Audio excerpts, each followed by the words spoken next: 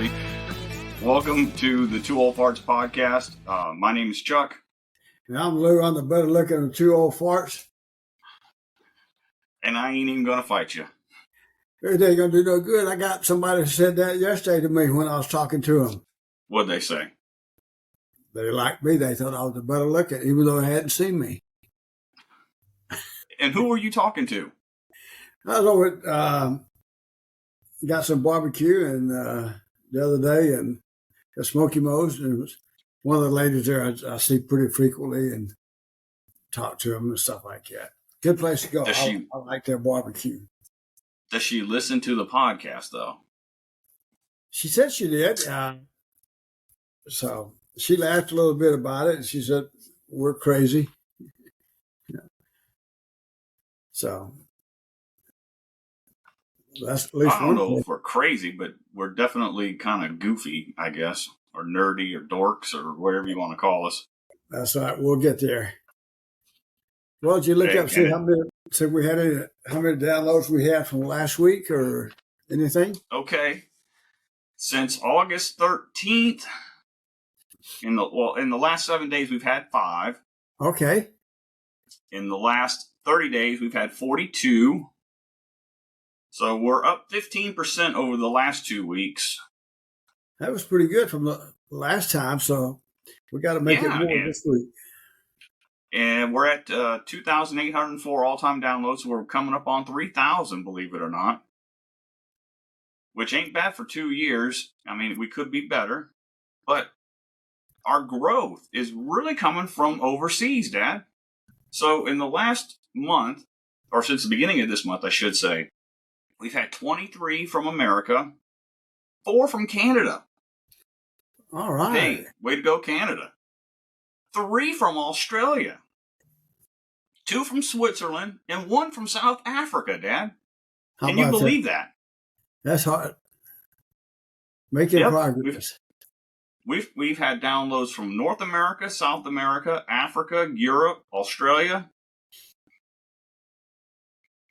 You know, we're doing really good in that regard. We just have a small volume. Maybe if we were more regular in our podcasts, but people are listening. We've been as far north in America as Minnesota. We've gone coast to coast from California to New York, New Jersey, Virginia, South Carolina, Georgia, Florida. We've just about got the whole East Coast wound up.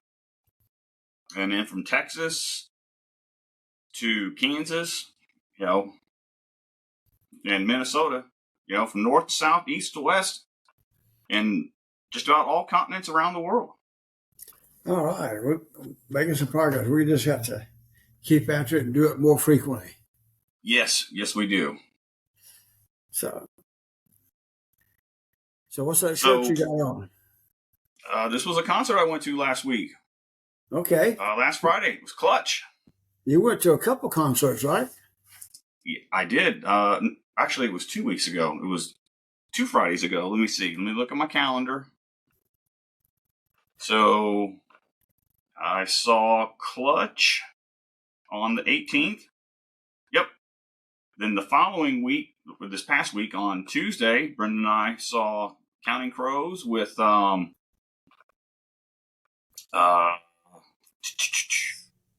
my God, I can't think of their name. Counting Crows. It'll come to me. This week, coming up on Wednesday, I'm going to see that Mongolian metal band, The Who, with Asking Alexandra. Yeah, they're not too bad. Did you listen to them? I did. They're okay. They're okay. This weekend, it's jam-packed, Dad. Friday night, I got Guar. I got a meet and greet with them. Crowbot, 200 stab wounds. Then Saturday, you, me, Brenda, Mom, we're going to go see Pam Tillis. Yeah. That should be a pretty good show. I think so, too. And then Brenda got notified last week. She won the raffle, and she got 2 tickets to see Robert Earl Keen's birthday bash at Flora's Country Store on Labor Day on Monday. Oh, wow. How nice. That is pretty neat. So I got a concert Wednesday, Friday, Saturday, and Monday coming up. All right, that's awesome. I'm excited for her. I'm excited because I get to go. I tell you, those are two great venues: the Roundup and Flores Country Store. And I know you love it. I do. I'm torn between the two. Which one I like the most? I like the layout of the Roundup. I mean, it's a little newer. I just like the layout. I like where the tables are. It's like away from the. You can see the bands and stuff like this. And you're closer. But Flores is something else too. I mean, it's just something special when you go to Flores. Yeah. Yeah, it's a lot of history there, and hopefully a lot of history can be made with the Roundup. You know, if they get the right up-and-coming acts to come, they're definitely getting a lot of the 90s country music acts to come back through there. They have Shenandoah coming up here in the end of September as well. I think I saw that. Yeah, that's a pretty good group too. Yeah, so they're starting to book some name, people and stuff like that. And I guess it's really knowing what your market is and who to market to and those kind of things. So, yeah. In Mario Flores in the Soda Creek Band, he is a part owner or co-owner of the Roundup. And it's really great to see him and his band playing there because, I mean, they're just awesome. He loves that 90s country music.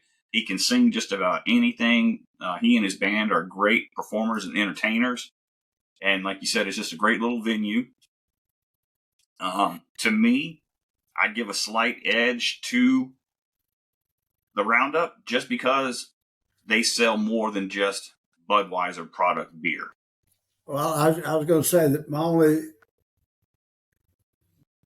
I don't want to say down thing, but my only wish was that they need to expand their beer menu just a little bit. They're tied in just to one brand, and that's not what Texas is all about. No, sir. Yeah, Shiner Bock beer. I'm gonna tell you, and I love Yingling and I love Shiner Bock. So I've been drinking the Oktoberfest from both of those brands, Shiner and from Yingling. And well, I'm gonna tell you, I can't decide which one I like the best. You know what? You don't have to. You can like them both. You're right. So when I go to HEB, I just buy a 6-pack of each one and put it in the refrigerator outside, in the garage. And every now and then, I'll just sit here in the room and watch TV. Right now, I've been watching some high school football and the Little League World Series. And, it's just fun. Texas just got their ticket punched to go. Do I? I heard Texas just got their ticket punched. They're going to the Little League World Series. They're out. The championship game is today, and they were playing the losers, which was Chinese Taipei. Boy, and they got their butts kicked today. They lost 10-0 in 4 innings. Chinese Taipei, but this afternoon, California and Curacao plays for the championship at 2 Central Time. That should be a good game. California beat Texas. Yep, California beat Texas. They have three boys. Hippies. They have three players on that team. These are 12-year-olds. I'm sure they're probably close to 13 now. 2 of them are 6 foot. One of them is 6'1". Holy smokes, man! Somebody check their birth certificate. Well, they have to. As long as you're 12 when the season begins, that's all that counts. But they got a good ball club. So it's going to be some fun to watch Curacao, and because Curacao made it to the playoffs last year. They did. Yep. Nice. And so anyway, it's fun to watch, and Texas did good. I was real proud of them. They're from Needville, which is up about 40 miles from Houston. Oh, okay. So nice.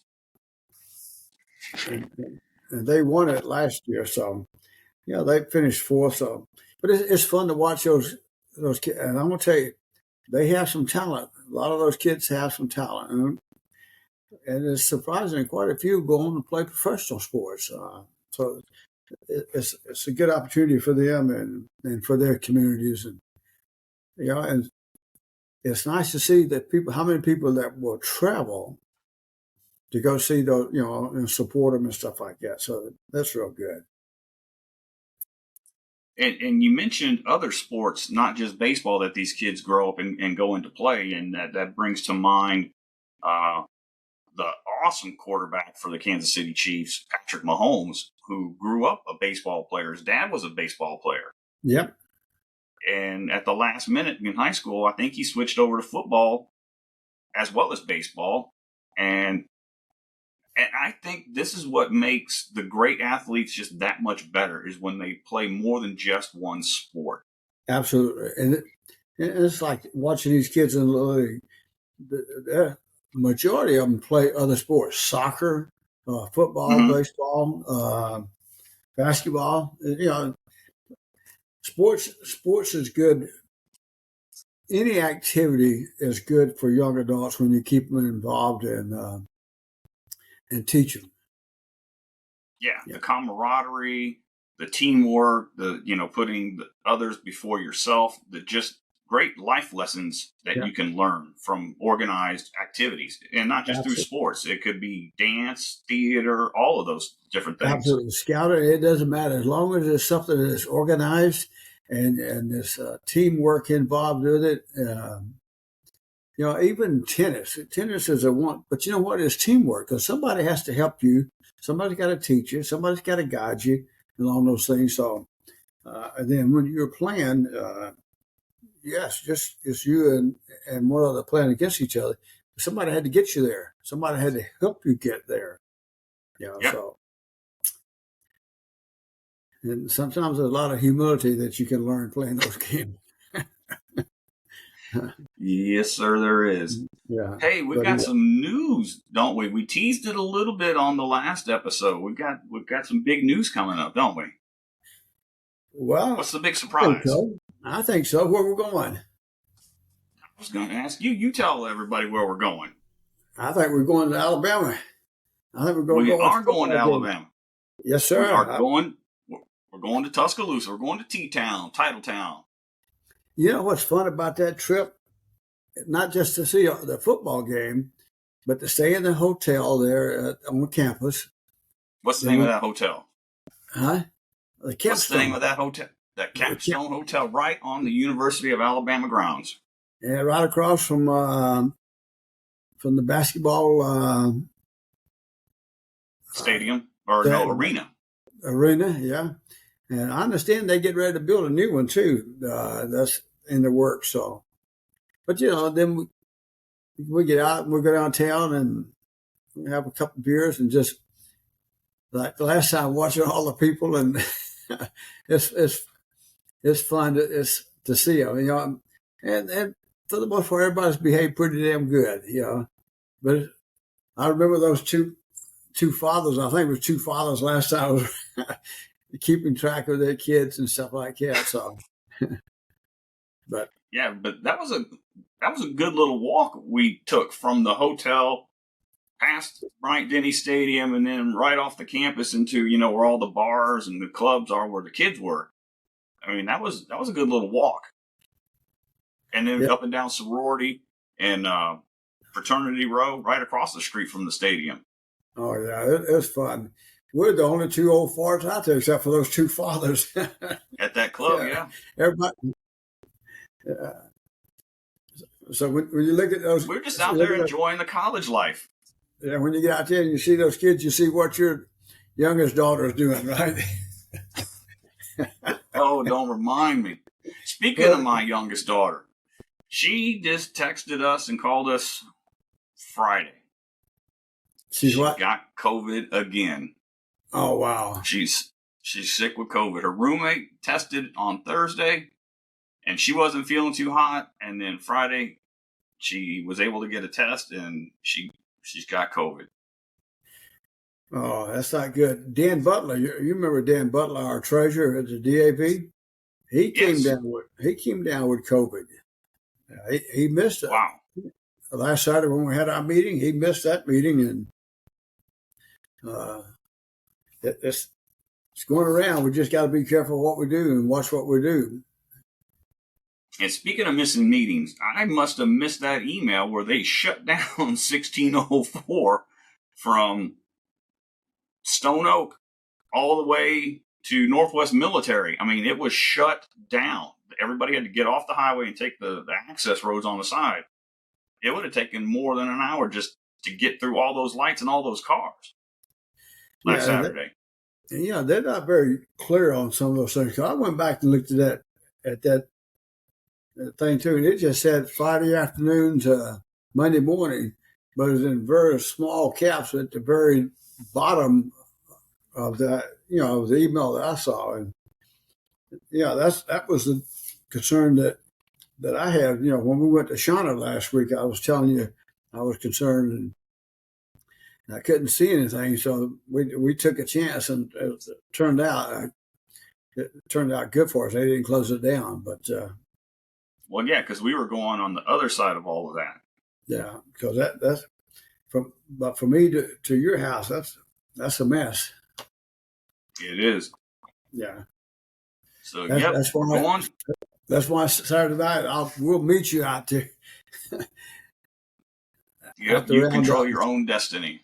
Yeah, it'd be easier for me. So we're going. It's a nice trip.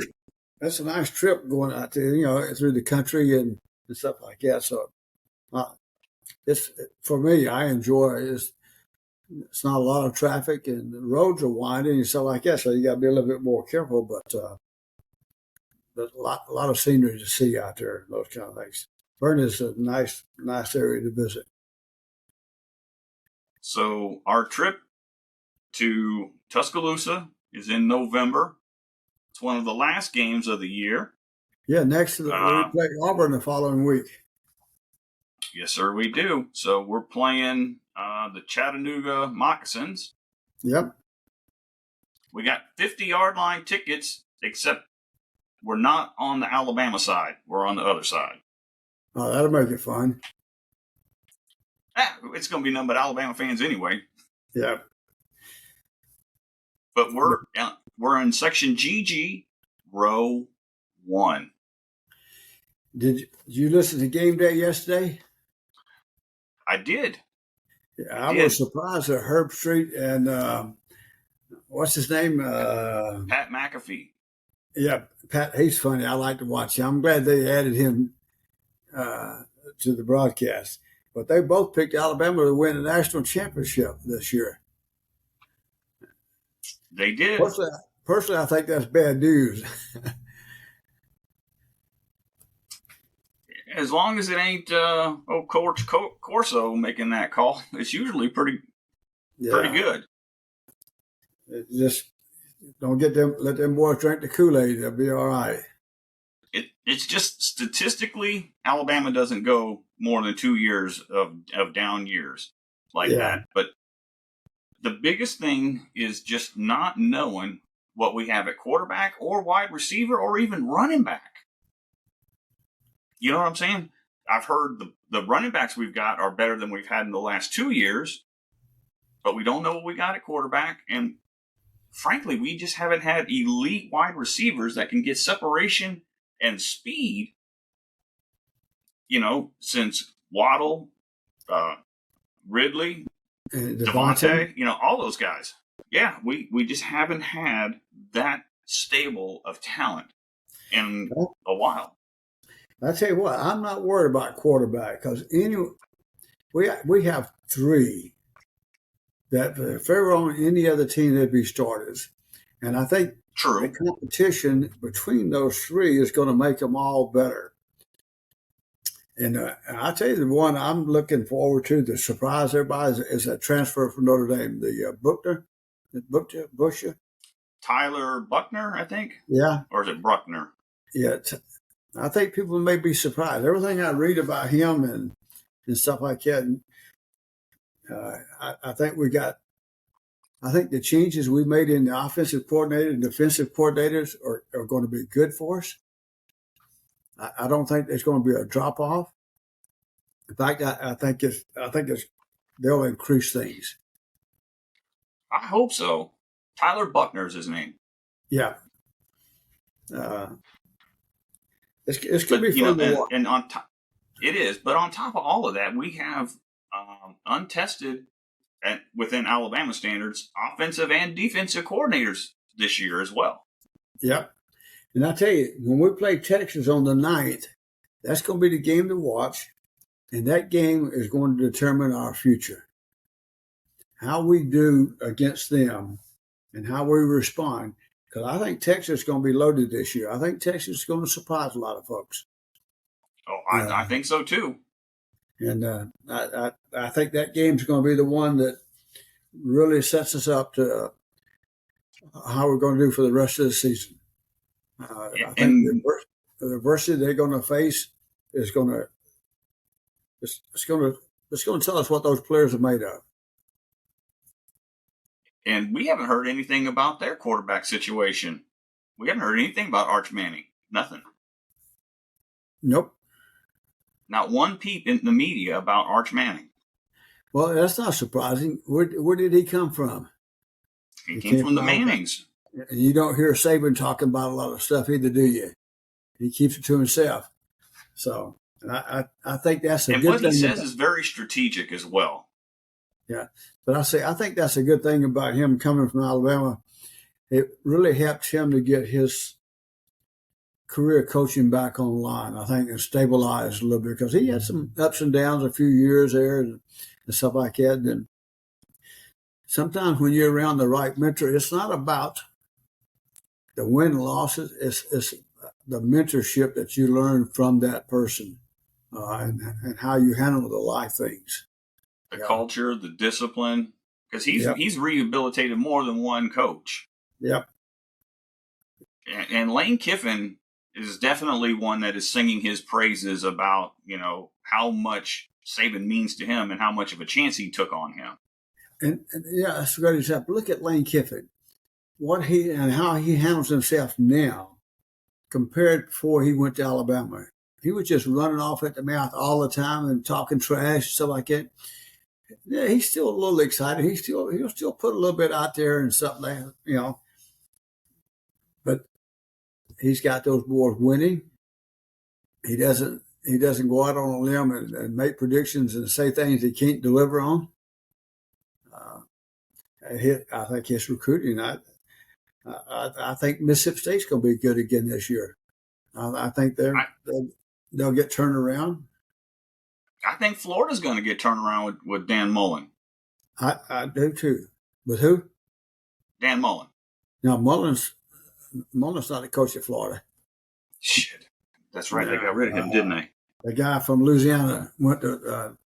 That's right. It was Louisiana Monroe, wasn't it? Yeah. This is going to be a second year at Florida. I think they'll be good too. Billy Napier. God dang it! What? Alabama boy. Why was I thinking Dan? You know why I was thinking Dan Mullen? I just got done watching that show on Netflix. What was it called? Swamp Boys? Uh-huh.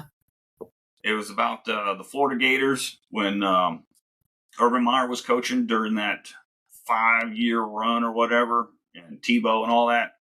That's why I was thinking of Dan Mullen. Yeah. But you need to watch it on Netflix. Yeah, I forgot where he went. He's an assistant head coach. I forgot now which school he went to. It says he's a current analyst on ESPN. Okay. But it's going to be good. Boy, in Notre Dame yesterday, I'm not a Notre Dame fan, but this quarterback that transferred from North Carolina to Notre Dame, Wake Forest. Yeah. He's that surprised me. They jumped out big time yesterday.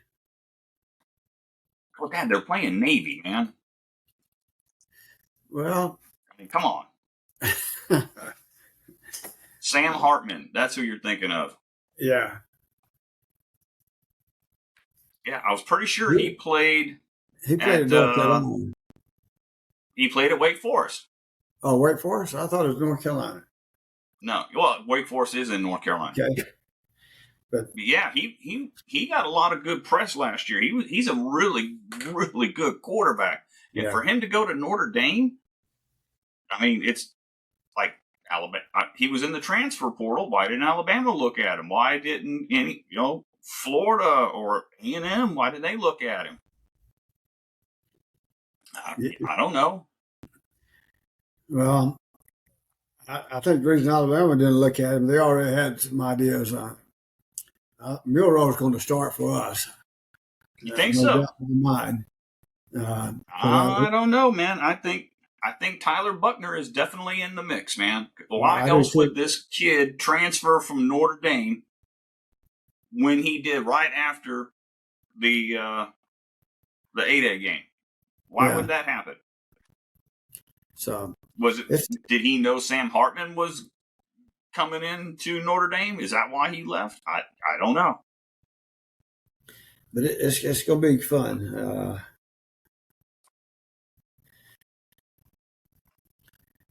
But it's all about coaching and how you handle these kids. And speaking of that, what do you think about this transfer portal process? Um, Years ago, I think you and I were against that kind of stuff, but nowadays, I think it's a good thing for the kids, and especially since they don't have to sit out a year, because I And think the system was stacked against them in that regard. I think it's also been good for the schools too, because now you're starting to see some colleges that are getting some players that probably wouldn't have, because now they get a chance to go play and look at the guy that left Oklahoma and went to Caleb Williams. Is it Williams? That won the Heisman last year. And He then went, you had what's his name, Spencer Rattler, leave Oklahoma and went to South Carolina, and he kind of had a renaissance the last yeah, half of the year with South Carolina. It's like things started to click. yep. So I think it's been good all the way around. It's good for the schools and it's good for the kids. And the only thing that concerns me is all this conference jumping, all these schools. And you know, yesterday is the Big Ten. It's going to have like 18. Well, the Big 12. Big 12 going to have 18 schools, and we're going to have 16. And the Pac-12 is pretty much over unless they can find some teams to steal from the from the Mountain West. Yeah.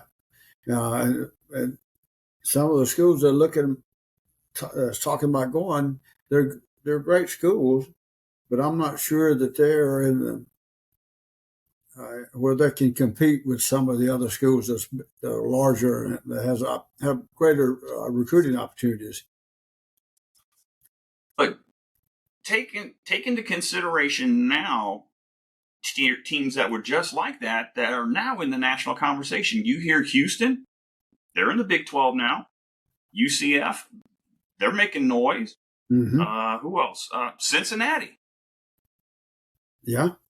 The I'll tell you Big somebody Cats. else. You know what I'm saying? These are teams that were just on par with San Diego State or San Jose State, and they have put their money into the facilities, into the coaching, and their programs have gotten better. They've scheduled good out of conference games against big time teams, and they're making it work. I'll tell you somebody else is getting in that group is UTSA. If we can keep his coach and keep the recruiting, we're playing Houston Saturday, and it's going to be on Fox Sports. Then the next 2 weeks we're playing Texas State and Army, and they're both going to be on ESPN. And you got some other games down the road. And this is what, the third conference for them or fourth conference for them? Yeah, now they're in the AAC, right? Uh-huh. So be interesting to see how they do, and I'm rooting for them this year. I've been watching some the high school. This weekend had a lot of high school games on, like from all over the country, traveling like Florida and California and stuff like that. There's some big boys. Yep. Yeah. So Well, guess what? Look at the clock up there on the screen on the top right corner. Yeah, we're getting we just hit that 30 minutes. So yep, we just hit that 30 minutes, and we're hitting that natural pause in our conversation where we're looking for things to talk about, because this isn't a complete Alabama podcast, even though we do talk a fair amount about the team, but mostly sports and music, which are like big things for us, and then drinking beer and barbecue. So yeah, and maybe that's why so many of the international audience comes to listen to us, to get a little slice or taste of America. Yeah, and what 204 is all about, right? Yeah, father and son having fun. Yep. I've got a good book I've been reading. I always told you that Bear Bryant was always my favorite coach. But he just moved down to number 2. Gene Stallings. All right, who's number? Gene Stallings has moved into number 1.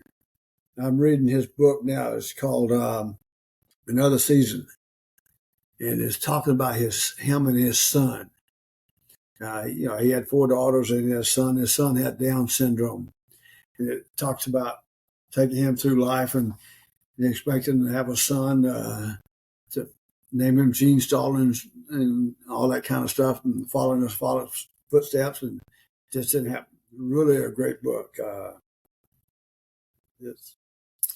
It's an eye opener. It really talks about what kind of person he was, and in my opinion, what made him such a great coach. I know Bear Bryant loved the hell out of him. And so much so that he helped him. Actually, Bear Bryant helped him get a couple jobs. He helped him get the job with the Cardinals. He helped him get the job at A&amp. And probably had some reason why he came back to Alabama. And when he got to Alabama, he was only there 5 or 6 years, but he got us back. He got us back into the winning season. I'll never forget that Alabama-Miami game where we won the national championship. And see the picture of when he played Bear Bryant and I forgot which bowl it was, Sugar Bowl, I think it was. And Bear Bryant picked him up because he beat him. Gave him a big bear hug. Yep. A big hug and stuff like that. And that was after after Bear Bryant lost to Gene Stallings. He gave him that big bear hug. Yep. So it's a good book. I would encourage people to read it. It's about life lessons and all those kind of things. But anyway, it's been great talking to you guys this week. Hopefully next weekend, maybe next Saturday in between all of my concerts, we can get together and maybe record another episode. What do you think, Dad?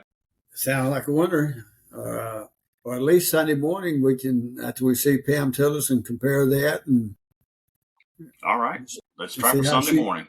See how she compares to her father. All right. All right. Have a good one. Take care. You too. Love you. Love you too. All right. Bye, everybody. Guys. Y'all have a good one.